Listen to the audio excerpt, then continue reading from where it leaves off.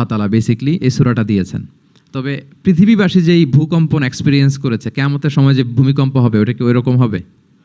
হ্যাঁ, ওটা ভয়ঙ্কর ভূমিকম্প হবে, মারাত্মক ভূমিকম্প। আল্লাহ তাআলা বলছেন, ইয়া আইয়ুহান নাসু তাকু রাব্বাকুম ইন্না যালযালাতাস সাআতি শাইউন আযীম। হে মানুষেরা, তোমরা আল্লাহকে ভয় করো আর তোমরা জেনে রাখো কিয়ামতের যে ভূমিকম্পটা হবে সেটা শাইউন আযীম। আযীম শব্দটা আল্লাহ যে কোনো জায়গায় ব্যবহার করেন না, যেটা খুব ভয়ঙ্কর হয়, মাত্রাতিরিক্ত, লিমিট ছাড়িয়ে যায়, ওইটার ক্ষেত্রে আল্লাহ তাআলা আযীম বলেন।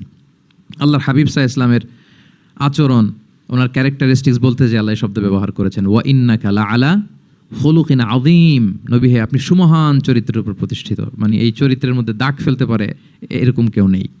সো আযীম শব্দটা কোরআনের যত জায়গায় ব্যবহার করেছেন, আল্লাহ নিজের ক্ষেত্রে বলেছেন সূরা আয়াতুল কুরসির শেষে, ওয়া হুয়াল আলিয়ুল আযীম, তিনি হচ্ছেন আলী এবং আযীম, সুমহান।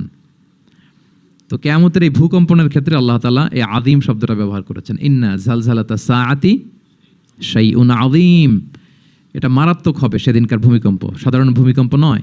ইযা রুজ্জাতিল আরদু রাজ্জা ওয়া বুসাতিল জিবালু বাসসা, পুরো পৃথিবীটা একসাথে কেঁপে উঠবে, পাহাড়গুলো ভেঙে চুরে তছনছ হয়ে যাবে। এটা হবে বেসিকলি যখন ইসরাফিল আলাইহিস সালাম উনি ট্রাম্পিটে ফুৎকার দিবেন, হুইসেল দিবেন সিঙ্গার মধ্যে, নুফিখা ফিস সূর, সূরের মধ্যে যখন তিনি ফুৎকার দিবেন। আপনারা ইসরাফিল আলাইহিস সালামের একজন ফেরেশতা, ওনার নাম শুনেছেন না? হ্যাঁ, one of the major angels, major একজন ফেরেশতা। আল্লাহ তাআলা ওনাকে সৃষ্টিই করেছেন এই বিশাল হুইসেলে একটা ফুৎকার দেওয়ার জন্য, আর কোনো কাজ নাই। ওনার অ্যাসাইনমেন্ট এই একটাই, সৃষ্টির পর থেকে আজ অবধি বিশাল হুইসেলটা নিয়ে আল্লাহর আরশের দিকে তিনি তাকিয়ে আছেন, অপলক নেত্রে, পলকও ফেলেন না চোখের, যে কখন আল্লাহ তাআলা অর্ডার করবেন, করার সাথে সাথে ফুৎকার দিবেন তিনি। আবার না দেরি হয়ে যায়, আবার না আল্লাহর আদেশ পালনে কোনো গাফলতি হয়ে যায়। সৃষ্টির পর থেকে ওনার একটাই অ্যাসাইনমেন্ট, এই বিশাল সুর ট্রাম্পিট নিয়ে হুইসেল দেওয়ার জন্য আল্লাহর আরশের দিকে তাকিয়ে আছেন। যে মুহূর্তে আমরা এখন কথা শুনছি এখনও তাকিয়ে আছেন উনি। 3টা ফুৎকার দেওয়ার জন্য আল্লাহ তাআলা ওনাকে সৃষ্টি করেছেন। প্রথম ফুৎকারটাকে বলে নাফখাতুল ফাজা, যে ফুৎকারের সাথে সাথে মানুষগুলো তটস্থ হয়ে যাবে, পৃথিবীর মানুষ তটস্থ হয়ে যাবে। যখন তটস্থ হবে তখন কি অবস্থা হবে সেটাই আল্লাহ তাআলা এই সূরার প্রথম আয়াতে বললেন, যে ইদা জুলজিলাতিল আরদু জিলজালাহা, যখন পুরো পৃথিবীকে প্রকম্পিত করা হবে মারাত্মকভাবে। ইসরাফিল আলাইহিস সালাম প্রথম যে ফুৎকারটা দিবেন তখন পুরো পৃথিবী কেঁপে উঠবে, মারাত্মকভাবে কেঁপে উঠবে।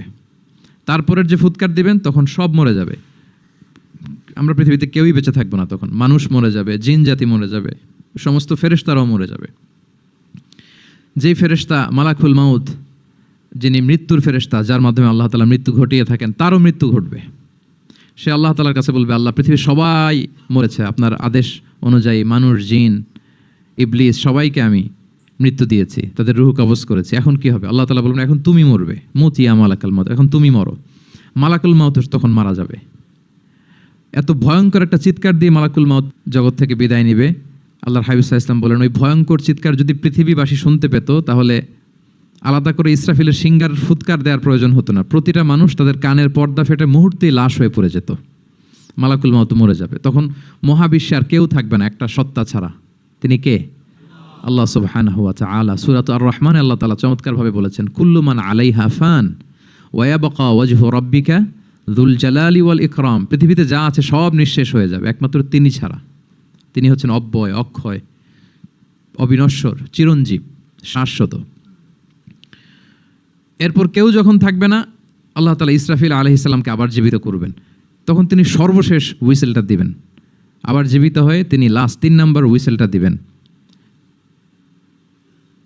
লাস্ট হুইসেলটা যখন দেয়া হবে তখন জমিন থেকে সব মৃত লাশগুলো আবার জীবিত হয়ে দাঁড়াতে শুরু করবে। মিনহা খালাকনাকুম ওয়া ফিহা নুঈদুকুম ওয়া মিনহা নুখরিজুকুম তারাতান উখরা, মাটি থেকে বানিয়েছি, মাটির কবরে তোমাদের পাঠিয়েছি, আবার মাটি থেকে তোমাদেরকে উত্থিত করা, আবার সবাই উঠবে। এই 3টা হুইসেল দেওয়ার জন্য আল্লাহ তাআলা সাইয়েদনা ইসরাফিল আলাইহিস সালামকে সৃষ্টি করেছেন। তো ওনার প্রথম হুইসেল দেওয়ার পরে কি অবস্থা হবে, কি রিয়াকশন হবে, ওইটা আল্লাহ তাআলা সূরাতুল জিলজালের প্রথম আয়াতে বললেন, ইযা জুলজিলাতিল আরদু জিলজালাহা, যখন পুরো পৃথিবীটা প্রকম্পিত হবে, মারাত্মকভাবে প্রকম্পিত হবে। ওয়া আখরাজাতিল আরদু আথকালাহা, আর যখন জমিন তার ভেতরে থাকা ভারী বস্তুগুলোকে উদ্গীরণ করে দেবে, বমি করে বের করে দেবে, ভমিটিং করবে বা নিক্ষেপ করবে। পৃথিবীর ভেতরে কি আছে তাফসিরে এসেছে আল মাউতা ওয়াল কুনুজ, অর্থাৎ মৃত ডেড বডিগুলো, সেই আদম আলাইহিস সালামের সময় থেকে শুরু করে কিয়ামত পর্যন্ত পৃথিবী সব ডেড বডিগুলোকে ধারণ করে তার ভেতরে, তাই না? হ্যাঁ, জীবিতদেরকে ভূপৃষ্ঠ উপরে ধারণ করে আর মৃতদেরকে জমিন তার পেটের ভেতরে ধারণ করে। তো আখরাজাতিল আরদু আফকালাহা, জমিন ভারী বস্তুগুলোকে উদ্গীরণ করবে, তাহলে সব ডেড বডিগুলোকে তখন বের করে দিবে। আর কুনুজ যত আছে, মিনারেলস, যত খনিজ পদার্থ আছে পৃথিবীর ভেতরে, স্বর্ণ, যত মিনারেল আছে, ইউরেনিয়াম থেকে শুরু করে যত গ্যাস আছে, প্লাটিনাম আছে, যা আছে, আগুন, অগ্নিকুণ্ড, সব কিছু জমিন বের করে দিবে। মারাত্মক এক বিস্ফোরণের মধ্য দিয়ে জমিন সব কিছু উদ্গীরণ করে বের করে দিবে। তাহলে দেখেন, কিছুটা সামহাও আপনাদের সামনে চিত্রায়িত হচ্ছে না কিয়ামতটা কেমন হবে? যদি একটু কল্পনা করেন, যেভাবে আল্লাহ তাআলা বলছেন যে ইদা জুলজিলাতিল আরদু জিলজালাহা, পুরো পৃথিবীটা প্রকম্পিত হবে। ও আখরাজাতিল আরদু আথকালাহা, জমিন তার ভেতরের বস্তুগুলো বের করে দিবে, ভারী বস্তুগুলো, অর্থাৎ ডেড বডি এবং যত খনিজ পদার্থ আছে সেগুলো। ওয়াকাল আল ইনসানু মা লাহা, মানুষ বলবে পৃথিবীর হলো কি, হোয়াটস হ্যাপেনিং, কি হচ্ছে, কি হলো পৃথিবী এরকম কেন করতেছে? যে আয়াতটা বলেছিলাম যে ইন্না জালজালাতাস সাআতি শাইউন আযীম, সেখানে আল্লাহ তাআলা বলছেন ইয়াউমা তারাউনাহা তাযহালু কুল্লু মুরদিআতিন আম্মা আরদাআত ওয়া তাদাউ কুল্লু যাতি হামলিন হামলাহা ওয়া তারান নাসা সুকারা ওয়া মা হুম বিসুকারা ওয়ালাকিন্না আযাবাল্লাহি শাদীদ। মানুষের ফার্স্ট রিঅ্যাকশন কি হবে এই আর্থকোয়েকের পরে? এই আয়াতে চমৎকারভাবে আল্লাহ তাআলা বলছেন। আল্লাহ বলছেন যে পরিস্থিতিটা এত ভয়ঙ্কর হবে, কারণ এরকম ভূকম্পন তো পৃথিবীবাসী দেখেনি। এত মারাত্মক ভূমিকম্প হবে যে দুধ খাওয়াচ্ছে এরকম মা তার দুধের বাচ্চার কথা ভুলে যাবে। আল্লাহু আকবার। দেখেন এখানে উপমাটা কীরকম। সাধারণত দুধের বাচ্চার প্রতি মায়ের আলাদা একটা টেক কেয়ার থাকে, মানে তাকে রেখে এদিক সেদিক যায় না, গেলেও চোখে চোখে রাখে, বা কোথাও গেলে অন্যকে বলা যায় তুমি একটু দেখো, কি এরকম করে না? দুধের বাচ্চা তো সে খুবই ছোট বাচ্চা, তার আলাদা কেয়ারের প্রয়োজন হয়, এক্সট্রা কেয়ারের প্রয়োজন হয়। তো দুধ খাওয়ায় ব্রেস্ট ফিডিং মাদার কখনো তার বাচ্চাকে চোখের আড়াল করতে দেয় না বা চায় না। আল্লাহ বললেন যে তখন পরিস্থিতি এত ভয়ানক হবে যে নিজের দুধের বাচ্চার কথাই মা ভুলে যাবে। তারপর এখনও পরিপূর্ণ হয়নি পেটের ভেতরে বাচ্চা, এরকম মা যারা আছে গর্ভবতী, সাধারণত কয় মাস পরে বাচ্চা ডেলিভারি হয়? হ্যাঁ, 8 মাস 9 মাস পরে। দেখা যাবে যে 2 মাসের বাচ্চা, এখনও ভ্রূণ, 3 মাসের বাচ্চা, 4 মাসের বাচ্চা। এই ভয়ঙ্কর পরিস্থিতির চোটে যত গর্ভবতী নারী আছে সব মুহূর্তে ডেলিভারি করে দেবে, মুহূর্তেই, ইনস্ট্যান্ট।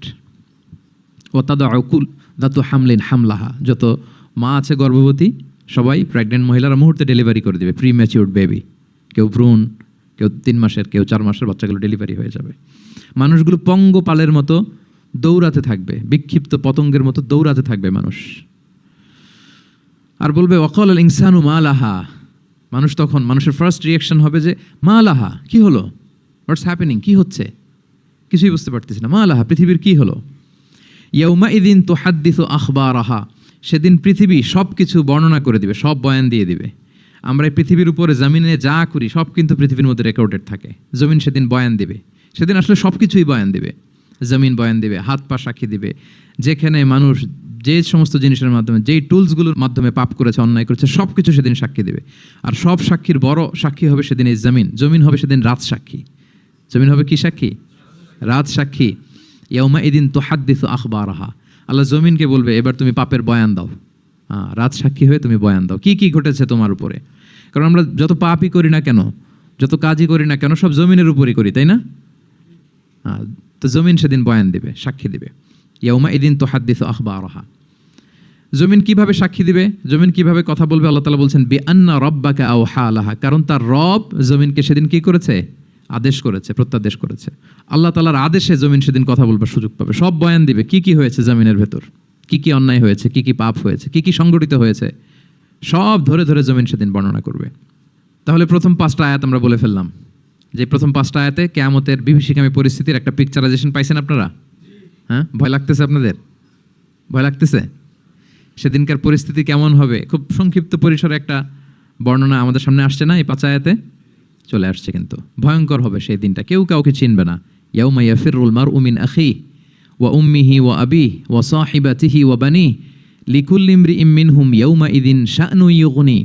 ভাই ভাইকে দেখে পালাবে, পরিচয় দিবে না। বন্ধু বন্ধুকে দেখে পালাবে, স্বামী স্ত্রীকে দেখে পালাবে, প্রিয়তমা স্ত্রীকে পরিচয় দিবে না, কলেজের টুকরা সন্তানকে পরিচয়, কেউ কাউকে চিনবে না। সবাই নাফসি নাফসি, সবাই নাফসি নাফসি, কোনো পোশাক ছাড়া বস্ত্রহীন হয়ে উঠবে। আম্মা জান আয়েশা রাদিয়াল্লাহু তাআলা আনহা বিষ্ণু ইসা ইসলামকে বলবেন, ইয়া রাসূলুল্লাহ, তাহলে মানুষ কি লজ্জিত হবে না বস্ত্রহীন অবস্থায় উঠলে? তখন রাসূল সাল্লাল্লাহু আলাইহি ওয়াসাল্লাম বললেন, লিকুল্লি ইমরিইম মিনহুম ইয়াউমা ইযিন শা'নুন ইউগনি। প্রত্যেকের এমন একটা ভয়ঙ্কর অবস্থা হবে যে তার গায়ে কাপড় আছে কি নাই, সে কীরকম অবস্থায় আছে এটাই সে ভুলে যাবে, মানে ওই টেন্ডেন্সিই তার থাকবে না। এত ভয়ঙ্কর হবে সেদিনটা। সেই ভয়ঙ্করতম দিনে আল্লাহ তাআলা আমাদেরকে হেফাজত করুক।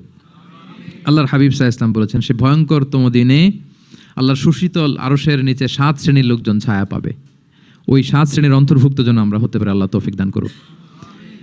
সম্মানিত ভাইয়েরা, তাহলে সূরা জিলজালের 8 আয়াত বিশিষ্ট সূরার প্রথম 5 আয়াত আমরা কভার করলাম। আমরা বলেছি যে প্রথম 5 আয়াতে আল্লাহ তাআলা কিয়ামতের বিভীষিকাময় পরিস্থিতির বর্ণনা দিয়েছেন, সেটা গেল।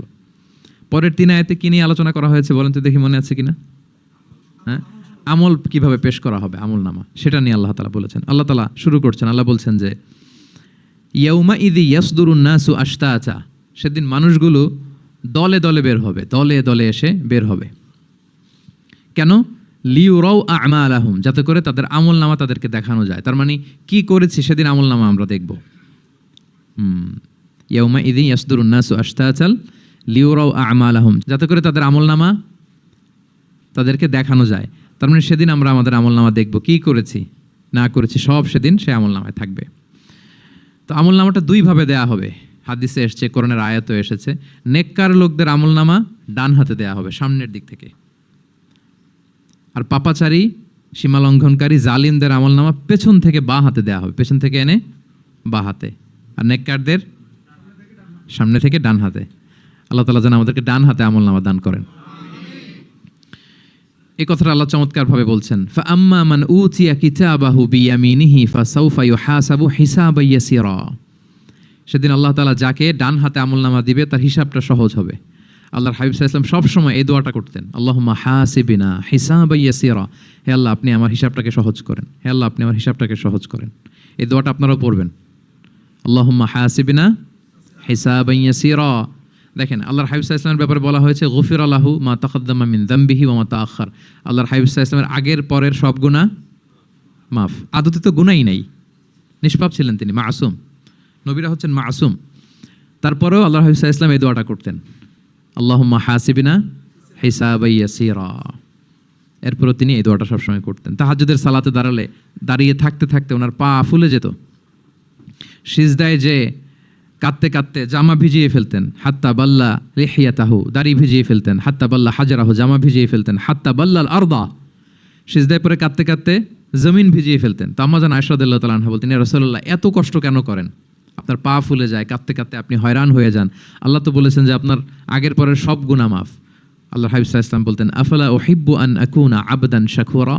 হে আয়েশা, আমি কি শুকরগুজার বান্দা হতে পছন্দ করব না? আল্লাহ তাআলা আমাকে ক্ষমা করেছেন, আমাকে স্পেশাল স্ট্যাটাস দিয়েছেন। এই যে আল্লাহ তাআলার বিশেষ অনুগ্রহ, এটার শুকরিয়া স্বরূপ আমি কি তার কাছে নিজেকে পেশ করব না? তো দেখেন, আল্লাহর হাবিব সাল্লাল্লাহু আলাইহি ওয়াসাল্লাম যার কোনো গুনাহ নাই, তিনিও দোয়া করতেন, আল্লাহ আমার হিসাবটা সহজ করো। সেদিন যার হিসাব সহজ হবে তার জন্য সব কিছু মিলে যাবে, তার মুক্তি। আর যদি আল্লাহ হিসাব কঠিন করে, হাদিসে এসেছে, আল্লাহ যদি কাউকে জিজ্ঞেস করে, মান নুকিশা উযযিবা। নুকিশা এসেছে নিকাশ থেকে। আমরা বাংলা একটা কথা বলি না, হিসাব নিকাশ, নিকাশ বলেন আপনারা, নিকাশ, হিসাব নিকাশ বলেন। নিকাশটা আরবি শব্দ। মান নুকিশা উযযিবা, যার নিকাশ নেওয়া হবে, হিসাব নিকাশ নেওয়া হবে, উযযিবা, তাকে আল্লাহ শাস্তি দেবে। যদি বলে এটা করলা কেন, ওখানে গেলা কেন, এটাতে জড়িত হইলা কেন, এই কেন কেনর প্রশ্ন বানে যদি আল্লাহ তাআলা আমাদের জর্জরিত করেন, তাহলে অবস্থা খারাপ। আল্লাহ আমাদেরকে হেফাজত করুক। আর যাকে আল্লাহ তাআলা অনুগ্রহ করবেন, অনেক আল্লাহ তাআলা এইভাবে অনুগ্রহ করবেন। আল্লাহ বলবেন, তুমি যে এই পাপটা করছিলা মনে আছে? তখন বান্দা বলবে, আল্লাহ মনে আছে, আমি স্বীকৃতি দিচ্ছি, অ্যাকনোলেজ করছি, আল্লাহ আমি পাপী, আল্লাহ আমি ভুল করে ফেলেছি। আল্লাহ বলবে, এটা দুনিয়ার কেউ জানে না, আজকে আমিও জানাবো না কাউকে, যাও তুমি আমার এই ডান হাতের নিচ দিয়ে জান্নাতের ভেতরে ঢুকে যাও। আল্লাহুম্মা জাআলনা মিনহুম, আল্লাহুম্মা জাআলনা মিনহুম, আল্লাহুম্মা জাআলনা মিনহুম ইয়া রাব। আল্লাহ তুমি আমাদেরকে তাদের অন্তর্ভুক্ত করো। আমরা পড়ি, Be a part of our vision to listen and share the khair.